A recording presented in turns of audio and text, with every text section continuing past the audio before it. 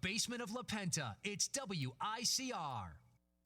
Hello, Iona College fans listening around the country. Welcome back to the Sports Vault. I'm your host with the most, Jersey Joe, coming with my partner, as always, Big Shot Rob. Now, Rob, how you feeling this morning, Rob? I'm feeling worse than last week with this Jets loss. It's going to be a terrible year, and it's going to be really bad today. See, and Rob, it's funny. We're kind of starting off the show this week the same way we started off last week. I asked you how you're doing, the Jets again, and I feel bad. I have to apologize again to the Jets fans. Last week I was wearing the Lions, and they beat the Jets. This week I'm wearing the Chargers when they beat the Jets. It's nothing against the Jets, folks. It's just timing. You played my teams. We've looked so pitiful, Joe. You could wear any jersey you want. When the Jets lose this year, we might even go 1-15 this year, 2-14, and I give you permission to wear every jersey that beats my team because I'm just aggravated. This is the worst I've ever felt in years about my Jets team. It is not pretty, but we will get to the Jets eventually. Rob, let's start on a happier note for you. Let's go to the baseball MLB postseason. Man, it has been a great postseason so far. It's just, I mean, at the end of the day, who had Orioles, Royals, and the ALCS? Unbelievable. I mean, I did pick the Orioles. I like the Orioles, but Rob, I want you to go into the Tigers. I mean, we all said after the trade deadline, everybody was just going, it's going to be Tigers Athletics. It's a done deal. Why even play the games? But you know what? It is not. The Tigers are out. And the big thing I was worried about for Detroit, I've been worried about it all year, was their bullpen. And it proved true. I mean, that bullpen could not get the job done. Yeah, Jabba Chamberlain, he messed up one game. Joakim Soria screwed up, and they couldn't get anything out of their bullpen that whole series. They should have been able to at least win Game 2 in Baltimore. But one thing I had to talk about in this series is you see a guy like Justin Verlander pitch in Game 2, and he only lasts 5 1/3 innings. And you go, really? That's like that was their ace 2 years ago. That was their ace. And he's really, lost it. And that's one thing that killed them this series. They couldn't get the win out of Scherzer, couldn't get the win from Verlander. Verlander couldn't go the distance. And then yesterday, David Price just pitches an amazing game and no offense whatsoever. And this series, you know what? You said it last week, though. You stated it last week. Their bullpen was what was going to kill them, and that's what ended up killing them in this series. That game one, the bullpen blew up in the 8th inning, and Baltimore just took advantage. And good luck to them now in the ALCS. Absolutely. I said it on the show. I'm rooting for Baltimore. I am. I mean, I'm being a fan here, but I love what Buck Showalter has done there. I mean, I was listening to Colin Cowherd, the Herd, before when I was doing the prep for this show, and so he had somebody on who made a great point. I mean, it's hard to see in baseball a manager really having a real impact on the game, but I think Buck Showalter is one of those guys where he absolutely makes an impact on the game. I mean, you look at this Orioles team. They're missing Manny Machado, they're missing Chris Davis for the series, and they're missing Matt Wieters, and they're able to do what they've been doing. They probably have the weakest starting pitching of all the teams in the postseason right now, but their bullpen is very good. You get 5 good innings out of a pitcher, and you turn it over to the bullpen. The Orioles are going to get the job done. So I really like this Orioles team. I hope that they make it to the World Series and win it all. But this is what I want to ask you, Rob. We have Orioles, Royals, and the ALCS. Now, a lot of people, that's not a lot of star power. If it was Angels, Tigers, you've got great pitch. You've got the arms, Verlander. You've got pretty much pitching versus offense. You got Mike Trout, Albert Pujols, Josh Hamilton against David Price, Justin Verlander, and Max Scherzer. That's a star-studded lineup. Here with the Orioles and the Royals, you got good baseball players, but not a lot of star power. Now, and we've talked about it, how baseball has a problem with viewers, especially in times like this. Now, this is not a star-studded series. Are viewers going to be interested in this matchup? I think yes, because you know what? The ALCS, you haven't seen the Orioles there since '97.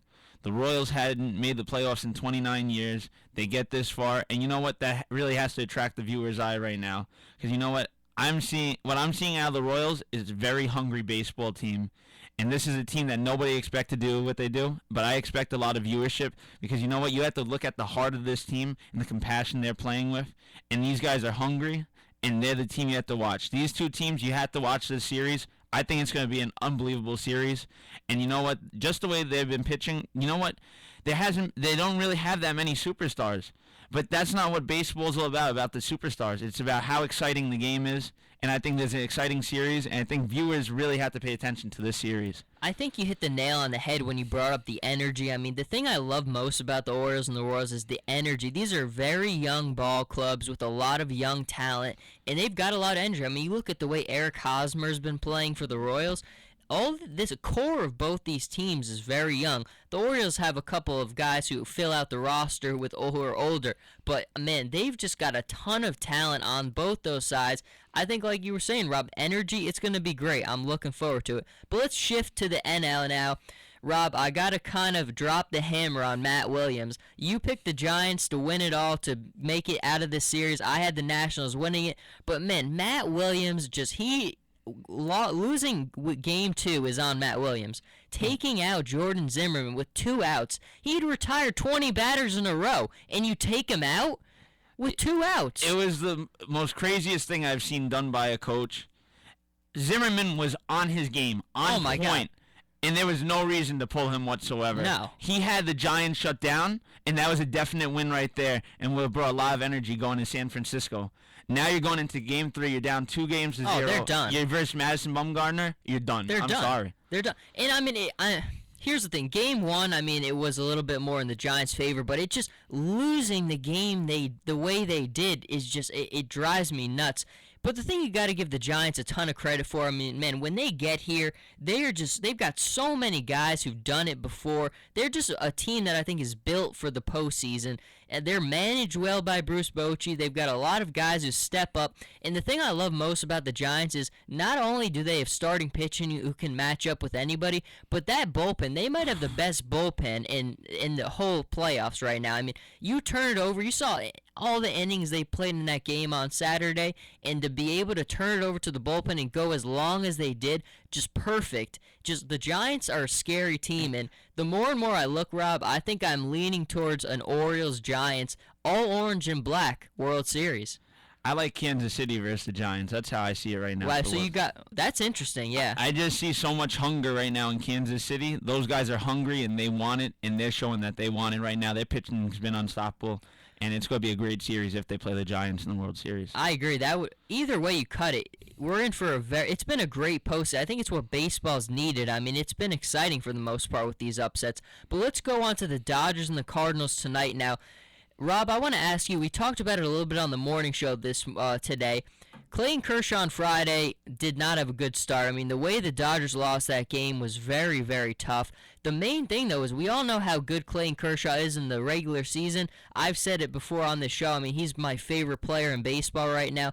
But does Clayton Kershaw deserve some criticism? 1-4 in the postseason. He has not been the same pitcher in the playoffs so far. Does he deserve criticism for that? Oh, he does, because when you pitch so great in the regular season, you have to continue that in the playoffs.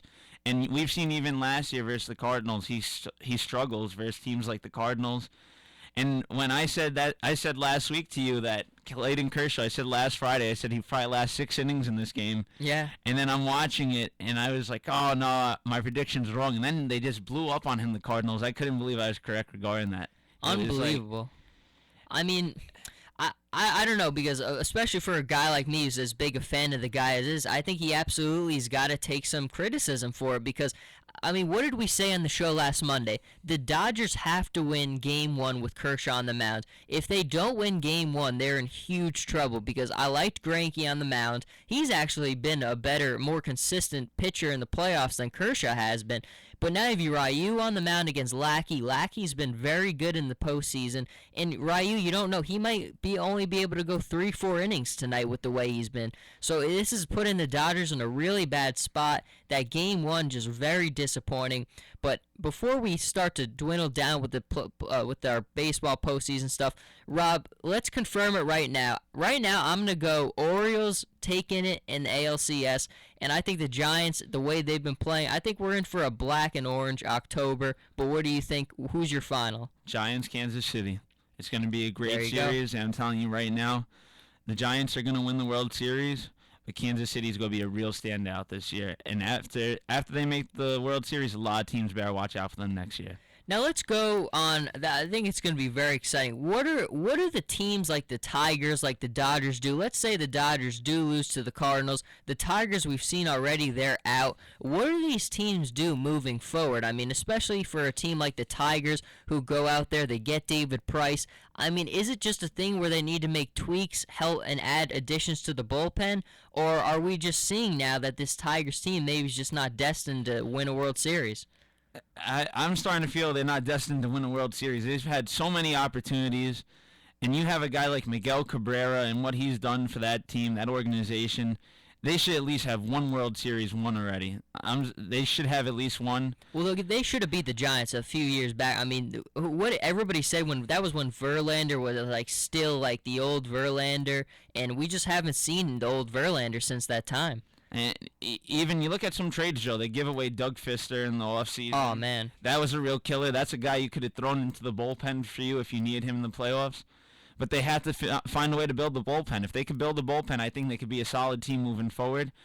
But I don't see them winning the World Series anytime soon. Agreed. I think it's one of those things where they got to make tweaks to it. I think I didn't even think about that. That's a great point. If they had Doug Fister, man, what a difference he could have made, because that bullpen's been the crux the last 2 years. And if you had a guy like Fister who was unbelievable for Washington this year, that could have made all the difference. But the next one I want to go to is the Dodgers. I mean, they're not out of it yet, but it's not. I don't think it looks good right now.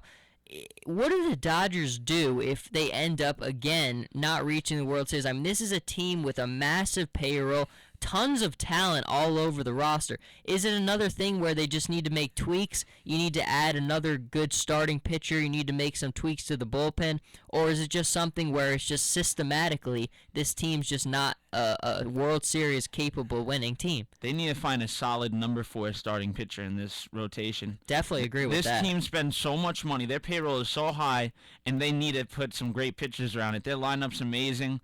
But you can't have Dan Aaron as your 4th starting pitcher. I'm sorry, that guy, he's horrible. He's not so great. He'll go 8-8 for you, but he's not putting up great numbers. You need a guy like Greinke or Ryu as your 4th starter. You need to find somebody like that in free agency, and it's going to be tough for this Dodgers team. And I expect them to be in the World Series. That's one team I always look at. They spend so much money, and they put such great lineups together. They do so great in the regular season. They just never finish, and it's just a surprise with this team. It is. It's disappointing because, you know, I love. There's so many good guys on this team. Juan Uribe, Clayton Kershaw. There's a lot of good guys on this team who really I'd like to see get a win. But right now, I don't know. But the games tonight should be a lot of fun to watch. You're going with who tonight? Dodgers or Cardinals? I'm going to go with the Cardinals in this one. I think Ryu's a little bit still banged up, and I don't see him going the distance tonight. Yeah, I'm going to go with the Cardinals too here. Again, I like Ryu a lot. This is going to be a close game, but I don't know how many innings he's going to be able to go. And then let's go on to the Nationals and the Giants. Now, did the Nationals delay the inevitable, or did the Giants finishing them off here? Giants are finishing them off. Madison Bumgarner is on the mound, finishing off a great series tonight. Oh yeah, I agree. I'm going with the Giants as well. I think Bumgarner-Fister will be a good matchup, but at the end of the day, Bumgarner's been unbelievable. Giants finish them off. But that's going to do it for our first baseball segment. When we come back talking tons of college football, definitely the best weekend of the year so far, so stay with us and we will be right back. Hey everyone,